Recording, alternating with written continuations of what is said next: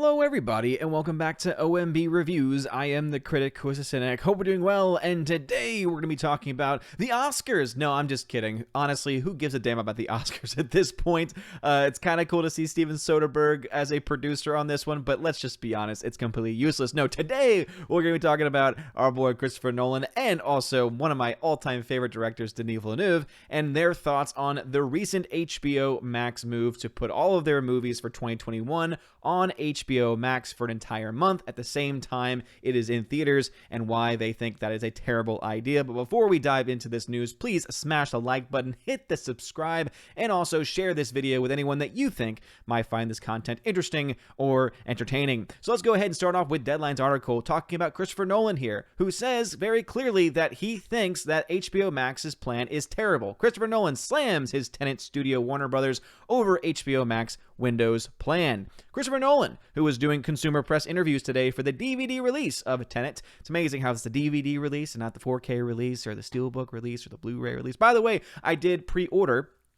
Tenet on Steelbook 4K, and so I cannot wait for that one to come out because I'm hoping that there are some awesome special features on there, and also that the audio mix is a little bit easier to understand, even though I personally understood about 95% of the dialogue.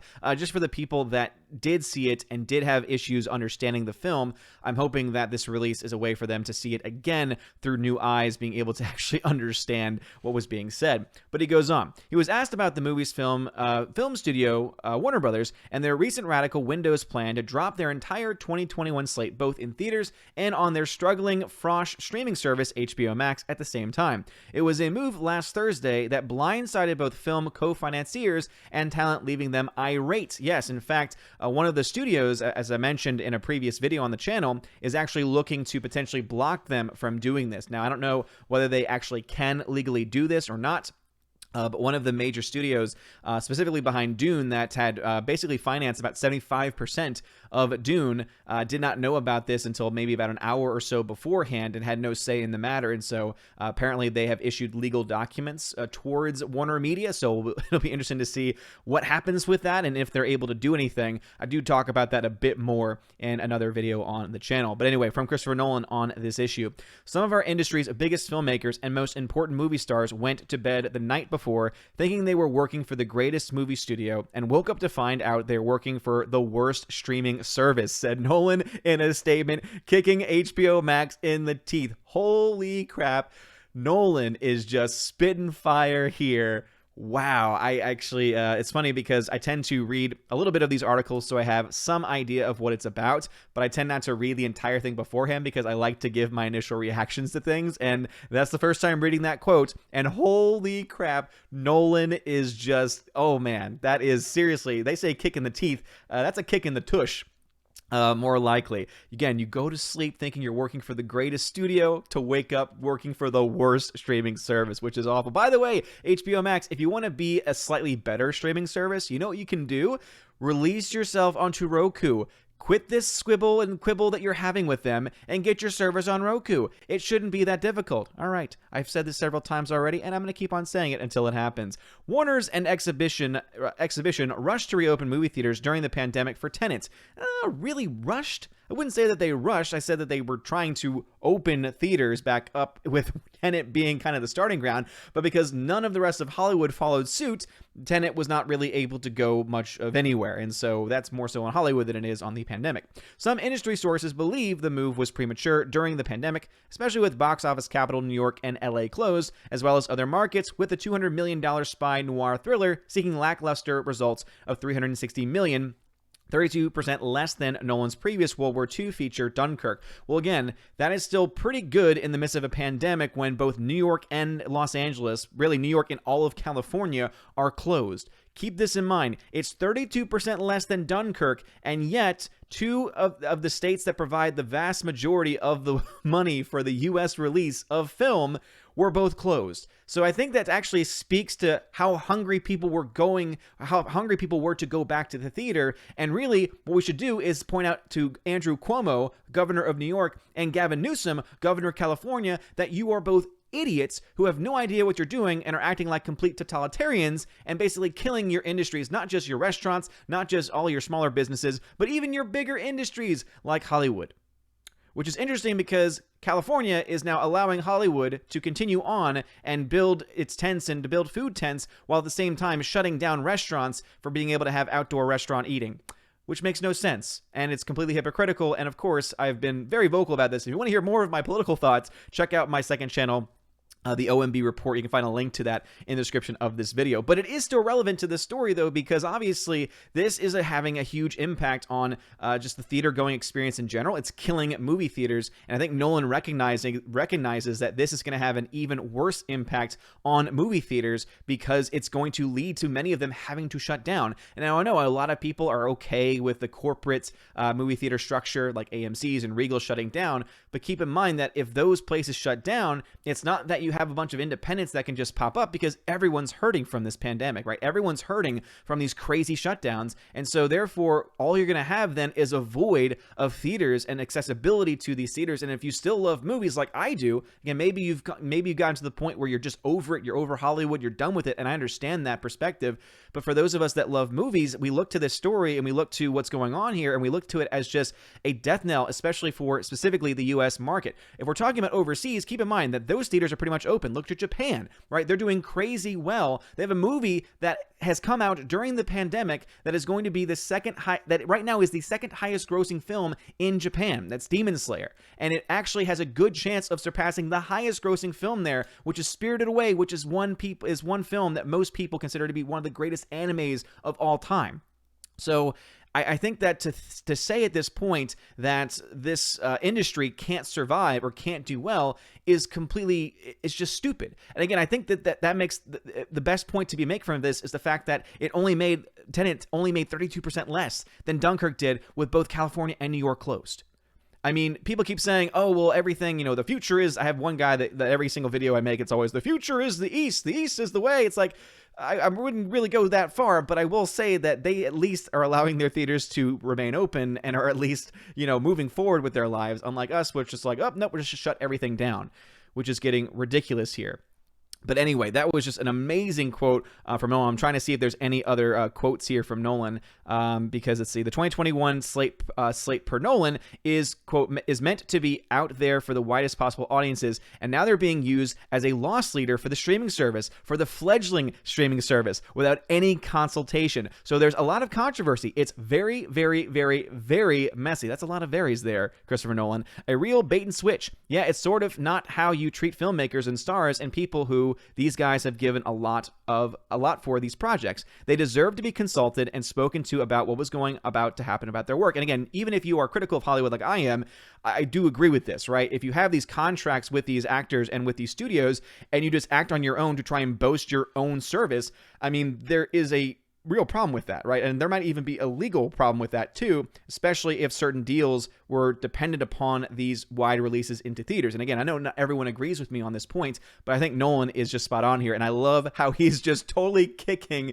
HBO Max's ass. And it's so funny that, the film studio that he worked with, Warner Brothers, is the one that owns that service, and he's like, I'm not holding anything back. We need more people in Hollywood like Nolan who's willing to call out these studios and to call out these studio heads when they do dumb things like this. And we seem to be having more and more people actually doing this process. So even James Gunn and Denis Villeneuve and others have actually been reportedly upset with this deal going forward as well. Now, obviously, the biggest and most vocal of this have been Christopher Nolan, but I am glad to see my favorite working director in Hollywood right now, Denis Villeneuve, actually working on the process. And speaking of Denis Villeneuve, something that's pretty exciting news there is that apparently him and Jake Gyllenhaal are going to be working on a project together, of a project that was originally going to be a film called The Sun, which is now going to be an HBO limited series. And so they worked together on Prisoners, which was fantastic, probably one of the best films made in the last 10 years. And honestly, I think one of my favorite Denis Villeneuve films, though the best still to this day, is easily Sicario. First Sicario is so good. Please, Denis, come back for the third Sicario film, finish that trilogy, and make it beautiful and sweet. They also did Enemy together, which was really well done and well produced. However, definitely a bit odd and weird and art housey, and so it's definitely not for everyone. However, excited to hear that Jake Gyllenhaal and Denis Villeneuve are willing to work here. But it's interesting, right? Because it's HBO limited series, which means that they're still, and Denis Villeneuve rather, is still willing to work with Warner in this capacity and actually to put something that was originally meant to be a film into the series. However, Denis Villeneuve is kind of an interesting character because he does giant big budget films like what we've seen in what he did with Blade Runner 2049, what he's going to do with Dune, and that's probably why he's upset, is because Dune is a huge film. It's meant to be seen on the biggest screen possible. It's a big budget movie, and as Nolan says, you're taking a huge movie and a huge presence and putting it onto a fledgling and terrible streaming service, right? I think that there's a lot of truth to that statement.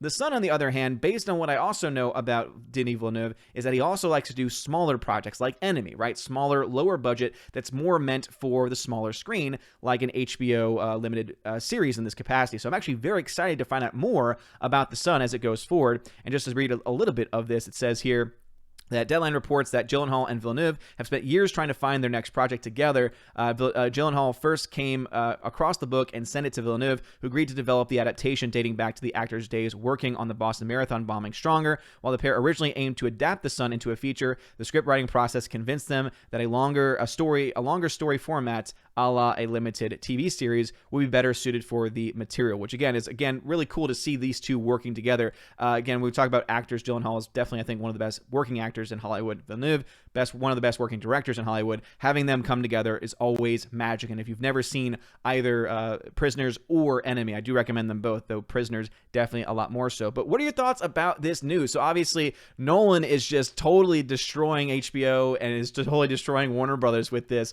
Again, having this comment of, you went to sleep working for the greatest movie studio, working with the worst streaming service when you wake up, is freaking hilarious. Saying it's very messy for a fledgling streaming service, a lost leader. I mean, all of these words are just very harsh coming from him, but I really do think that he knows what he's talking about. He ends this point here. He says, I think all the studios know that the movie theater experience will bounce back and be a very important part of the ecosystem long term. Maybe internationally, Nolan, but again, I think you're spot on, kicking their tush on this one, man, because I really do honestly think that the damage that's going to be done to the American marketplace is not going to be able to fully recover. It's going to recover somewhat. I do agree to that point.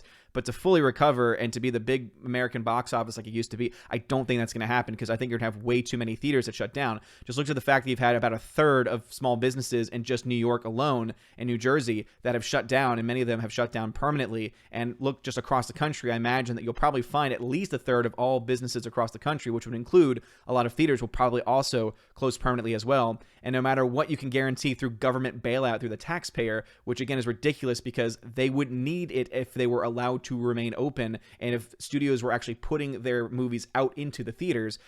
So it just kind of is counterintuitive there, even though maybe some money initially could be given being forced to shut down, should be given by the governors that forced them to shut down more so than anyone else. However, I do think that there's a slight fault to his logic here. He goes on, what you have right now in our business is a lot of the use of the pandemic as an excuse for sort of grappling for short-term advantage, and it's really unfortunate. It's not the way to do business, and it's not the best thing for the health of our industry. But when the theaters are back and people are going back to the movies, when the vaccine has been rolled out and there's an appropriate health response from the federal government, I'm very bullish on the long-term prospects of the industry. People love going to the movies, and they're going to get to go again. Yeah, I mean, again, Nolan obviously has a very, I think, rose-tinted glasses with that. He even admits it's a very bullish approach, that he's being very, very optimistic about the fact that he thinks, honestly, people will return, especially once a vaccine is widely available and when this becomes more, when this pandemic becomes more under control. The issue, as I said before, is that you're not accounting for the loss of theaters. You're also not accounting for the fact that people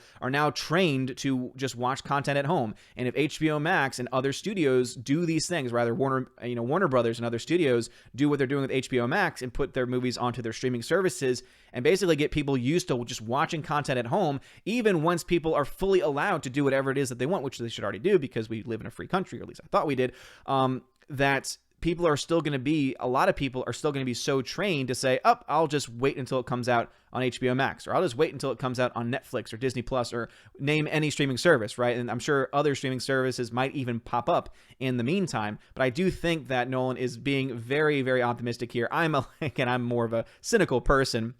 No pun intended, of course. But I do think it is something that we need to understand, that theaters are going to have a very difficult time recovering from this entire process. But anyway, what are your thoughts about this? Let me know in the comments section below. Again, I love Nolan. I love me some Villeneuve as well. They're two of the best filmmakers currently working. And again, very excited to find out more about this project called The Sun. Let me know your thoughts about either of these things in the comments section below. If you like this video, smash that like button, hit that subscribe, share this video as well for anyone that you think might find it entertaining or possibly informative. And of course, check out some of the links in the description to find out ways to support this channel. Have a wonderful day, everybody, and as always, God bless. And now for a huge shout out to all of my December Patreon and Subscribe members, starting off with Patreon, Albertus Magnus, Andrew Hoyle, Animation Commentator, Brian P., Dion, Divex, Enrique Evangelista, Father Christopher Miller, hail to you, Father, Father Damian Cook, Garrett Searles, Harold Francis,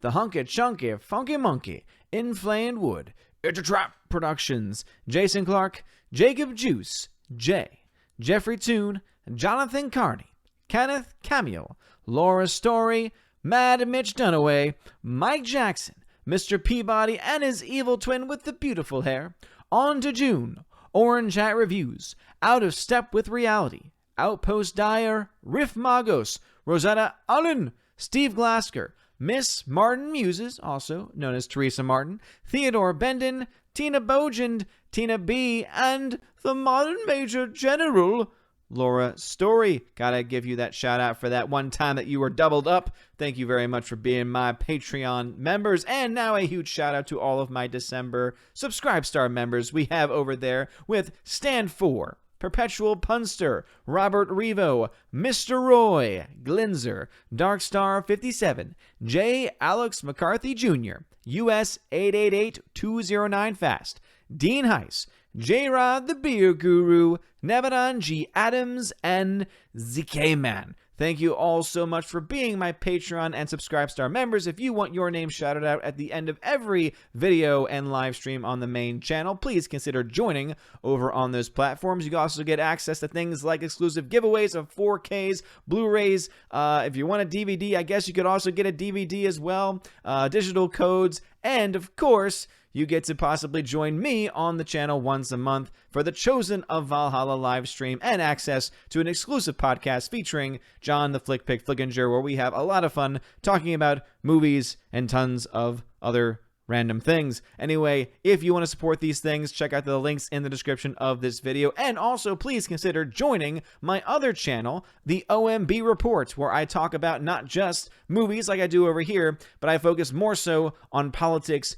news, and culture in that order. You guys are all amazing. Thank you for your love and support. Have a wonderful day. And as always, God bless.